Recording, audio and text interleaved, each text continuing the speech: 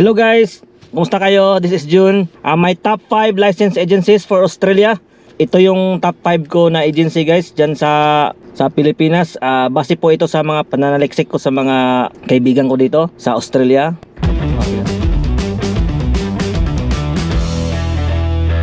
So, ito yung top 5 ko guys. Panglima ko ay yung Inter-Asia Outsource Incorporated. Itong agency na to guys ay located po siya sa Labiste Street dyan sa Makati. Meron ang mga kakilala guys na mga mechanic dyan sa Mount Cobier. Ito yung ano nila, yung agency nila. Ang kagandahan pa guys ay wala silang placement fee. So swerte talaga. Lahat naman yan guys na mga agency magkakaroon niya ng ng hiring na urgent tapos walang placement fee, pero patsimpuhan lang talaga yan guys, no. So yan Inter-Asia Outsource Incorporated. Ilagay ko yung link guys ng website, tapos yung Facebook din nila. Pwede nyo silang i-message guys kung merong hiring, saka yung mga post nila abangan nyo yan sa Facebook page nila. Pang-apat ko naman guys na agency, itong Cyrus Global Incorporated. Located po siya sa Don Chino Roses Avenue sa Makati. Yung mga matatagal na dito guys na kakilala ko, ito po yung agency nila, Cyrus Global Incorporated.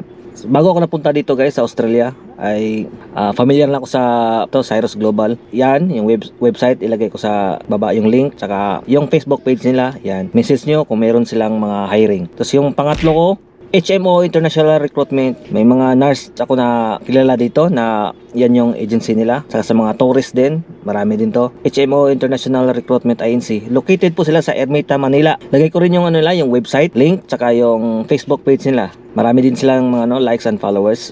Top 2 natin guys is yung QRD International Placement Agency. So ito po ay located sa Scout Tuason sa Quezon City. Pasensya na guys, area na sa likod. Yung anak ko tumatawa. Rinig niyo ba yung kokomelon? Yan, QRD International sa Quezon City guys. Yan guys, shout out po sa mga Maxi Trans na welder dyan. Yung Facebook page nila, alos yung mga friend ko andyan, mga mutual friend ko naka-follow dyan sa Facebook page nila. Yan, mga skilled worker na gusto mag-abroad, yan, message nyo yung QRD, bisitahin nyo. Yung pinaka last natin guys, yung top 1 ko, yung nagpapaalis sa akin, ito po yung Caves Treasure Manpower. Ang Caves Manpower guys ay located siya sa Salcedo Village, Makati. Halos lahat ng mga guys, mga pa-Australia na mga agency ay napapansin ko nasa Makati. Yan, visit nyo guys. Yung mga kaibigan ko dito guys na nakikita nyo sa vlog ko, ayan, puro yan sila mga caves. Mababait yung mga staff dyan guys. Yan, i-message nyo lang sila guys. Mas mabilis sila mag-reply guys doon sa sa mga Facebook page nila. May 3 Facebook page ata sila. Tapos ilalagay ko lang yung pinakamaraming pinakamaraming followers sa likes.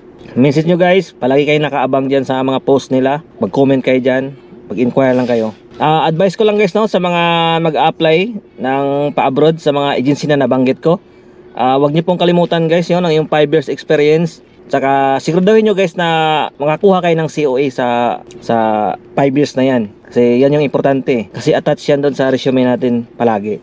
Hanggang doon na lang guys. Salamat sa panonood. Sana ay meron na kayong idea kung anong agency ang pupuntahan nyo. Salamat sa panonood. God bless po sa ating lahat. Mabuhay!